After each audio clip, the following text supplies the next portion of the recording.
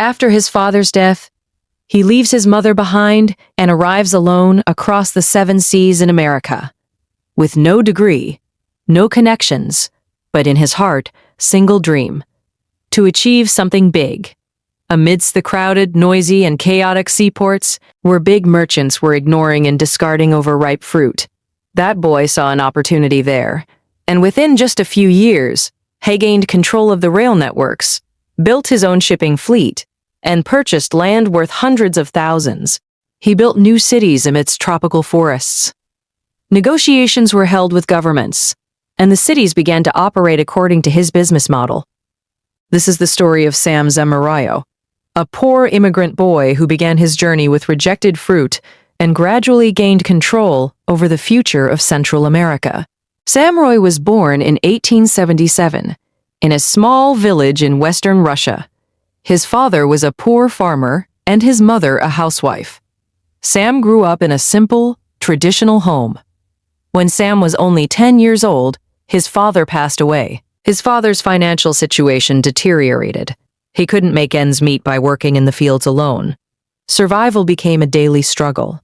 At this young age, Sam decided he had to escape this situation, and he knew of only one way to change his fate. He had a distant uncle in America who ran a small grocery store. Sam decides to go to America, determined to change his destiny at just 14 years old. He leaves behind his land, his childhood, and his mother. Saving whatever money he had at home, Sam buys a one-way ticket to America and boards a ship. The ocean voyage lasts about 15 days.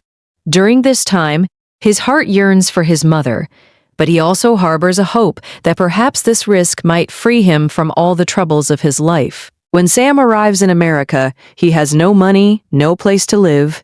He only has a piece of paper in his pocket bearing his uncle's address. At just 15, he is completely alone in a country where he doesn't know the language or the people who can help him. Sometimes people couldn't understand what he was saying, and sometimes they pretended to be ignorant. But Sam never gave up. He was a child, but his resolve was strong. With great difficulty, Sam found his uncle. That was his first way to find food and shelter. But he still had to find work. So Sam started working as a helper in small shops or warehouses. But Sam knew this was just a small support. He wouldn't sit still for even a moment. But Sam had one thing in common. He was extremely observant. He would carefully notice every little thing happening around him. He would listen to every conversation, talk to customers, visit suppliers, and try to understand how a small business actually works. What do people want, and what are their needs? Every conversation, every question, was a lesson. And Sam absorbed everything. He started doing all kinds of jobs, sweeping floors, door-to-door deliveries.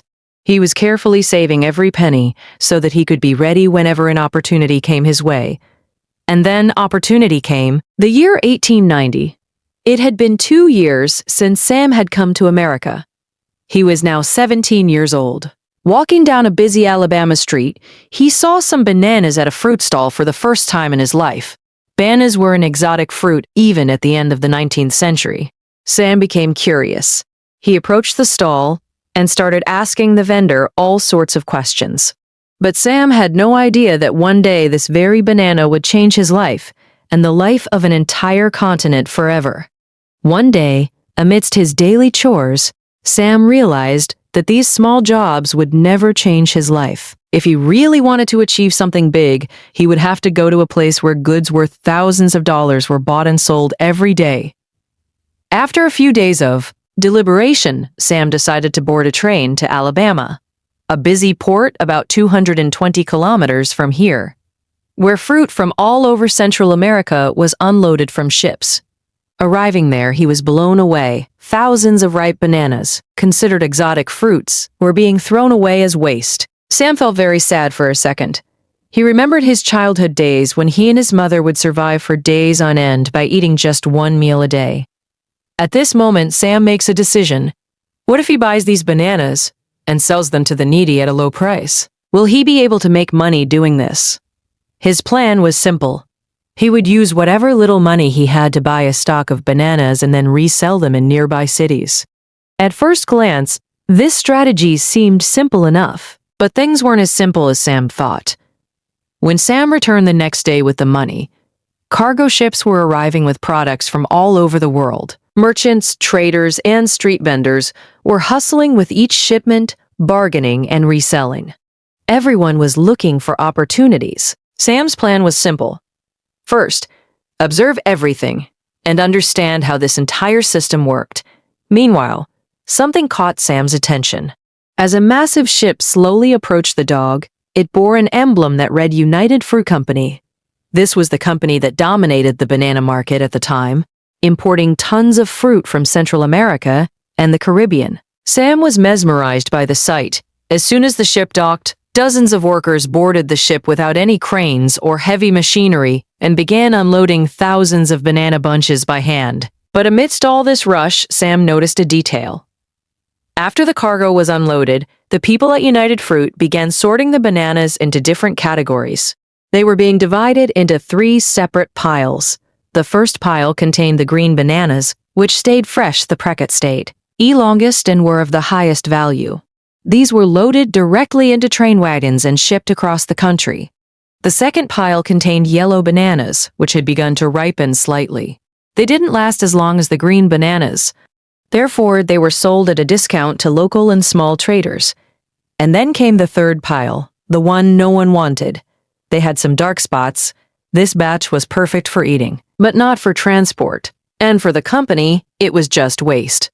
In every shipment, about 15% of the stock would overripe like this, and then be thrown away. This was a golden opportunity for Sam. He invested the $50 he had saved over the years working odd jobs on a single idea. He risked his years of hard work on the belief that this idea could change his life. $50 is worth around $5,340 today. Now that most of the green and yellow bananas had already been loaded, Sam approached the company employees and offered to buy all the ripe bananas from them. This approach was quite unusual for the company. Standing before them was a 16-year-old boy who couldn't even speak English properly, and what he was proposing was even more shocking. He wanted to buy thousands of bananas that no one wanted. It was a perfect deal for the company. They had always wanted to do something with these ripe bananas. So when they heard Sam's proposal, especially the price he suggested, they finalized the deal with Sam without much thought.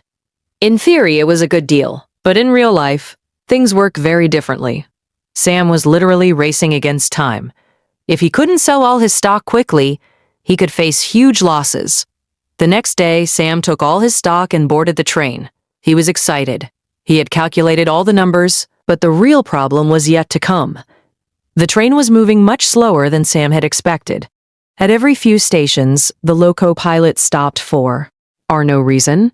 Sometimes to load new goods, sometimes to change drivers, sometimes to wait for track clearance. Sometimes the train would stand still for hours. And Sam realized that the other traders ignore these bananas. Just a few hours' delay was enough to ruin an entire batch. The color of the bananas he had bought was now slowly changing before his eyes. Sam realized that if he kept waiting for his destination, he wouldn't be able to sell his stock. In this desperate moment, Sam made a decision that would change his life forever. Sam gets off the train and heads to the Western Union Agency. He explains his situation to the telegraph operator there and makes an unusual request. He asks him to send a message to all the local merchants, street vendors, and grocery stores at the next station, informing them that a shipment of cheap bananas is headed their way, and that he will receive a commission from any sales. And the biggest twist was that the plan worked. As the train stopped at the next station, Sam saw a crowd of buyers on the platform. Local merchants, street vendors, and small traders were lining up to buy ripe bananas. Prices were low, so sales were quick, but time was still running out. For the next week, the train stopped from station to station, selling Sam's goods. A week later, when the train reached its final stop, Sam had sold his entire load. And after selling all the goods on this trip, he had a total of $190 in his pocket. When Sam calculated, he realized he had made a profit of $50. In today's terms, Sam had earned approximately $100. And even more important than the money was that Sam had received proof that he was a real businessman. New challenges. always a race against time, were looming over kilograms of ripe fruit. Each time, Sam became faster and more efficient. And within a few months, Sam had systematically organized the entire process: how much produce to buy, where to sell it, and to whom. Gradually, people were noticing him. But Sam didn't stop there. He decided to further improve his strategy. Sam was now generating sales worth lakhs every day, and by 1903, this number had reached crores. But that very year, an unexpected thing happened. He was about to face the first major challenge of his life. Sam had flooded the market with low-quality bananas, which was affecting the demand for United Fruit's premium bananas. Sam had now become the largest buyer at the Alabama port. He picked up ripe and rejected bananas from United Fruit and other companies in bulk almost daily. He paid everyone in cash. Dock managers, shipping agents, and local United Fruit staff had developed a perfect understanding. But Sam's zeal was irritating the United Fruit Company, and they gradually began pressuring him. He was gradually sidelined from everything. His shipments were delayed. Some days he would be given half the supply he needed, and other days he would be turned away, empty-handed. Sometimes the United Fruit Company itself was dumping thousands of crates into the market at prices below market prices, completely eroding the profit margins of traders like Sam. After seeing all this, Sam realized that he had to take control of the entire system. It was then that Sam was about to take another bold step. He decided to import bananas directly, but the challenges would be equally enormous. He would have to deal with foreign producers, purchase fertile land, and then buy his own ships to transport the fruit to the port. This would require a heavy upfront investment. At this point, Ashbel Hubbard entered Sam's life, an investor willing to invest in Sam's talent. Together, they bought a small shipping flat and a company called Cumul Fruit Company. This company owned over 100 acres of land, perfect for growing bananas. Sam's plan was simple: growing plants on his own land, then negotiating direct deals with local producers to sell the bananas directly to the U.S. export market by the ton. But the most shocking thing is that United Fruit Company proposes to invest in Sam's new business, knowing that Sam could become their direct competitor in the future. This partnership between a small trader and the biggest name in the industry is incomprehensible, but United Fruit Company acquired a 10% stake in Sam's business, and in return, Sam was receiving the necessary funding. Sam was now going to take charge of everything from plantation to shipment. With this thought in mind, Sam made the boldest decision of his life. He left the comfort of American ports and went straight to live in the forests of Central America. There were no ready-made farms here. There was only the jungle all around, the heat, and the threat of deadly diseases like malaria. Upon arriving, Sam first explores the entire area, sometimes on horseback, sometimes on foot. Sam examines the soil and understands the river flow well. He had to understand the ground reality by seeing the villages, forests, and plantations firsthand.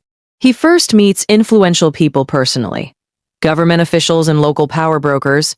Investing a little money in the right place opened many doors for Sam, and he began buying land at very low prices. Sam knew that the soil here was perfect for growing bananas, and his farming background was useful. Then the real journey begins. Hundreds of workers are hired, the forests are cleared, and plantations are established. The conditions were extremely difficult. Poisonous snakes, scorpions, and mosquitoes.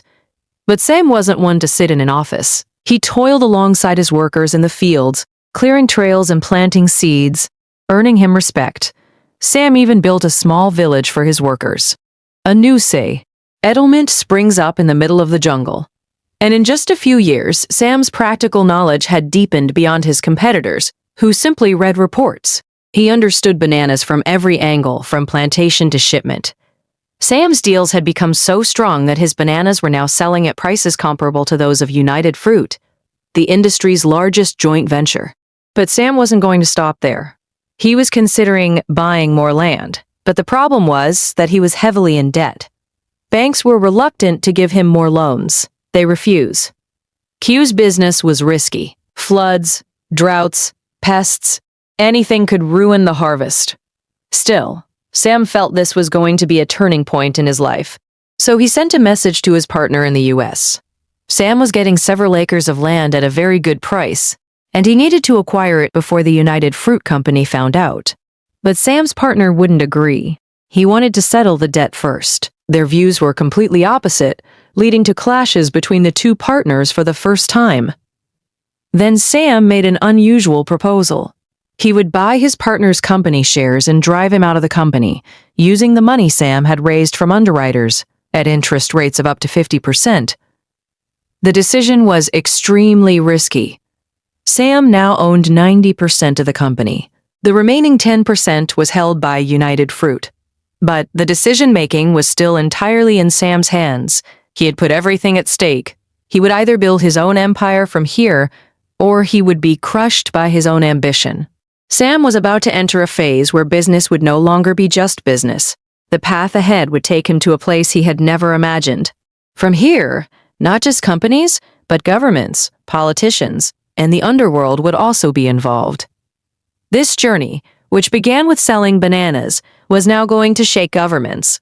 In part 2, I'll see how the empire Sam built would overturn the politics, coups, dictatorships, and the entire power structure of Central America.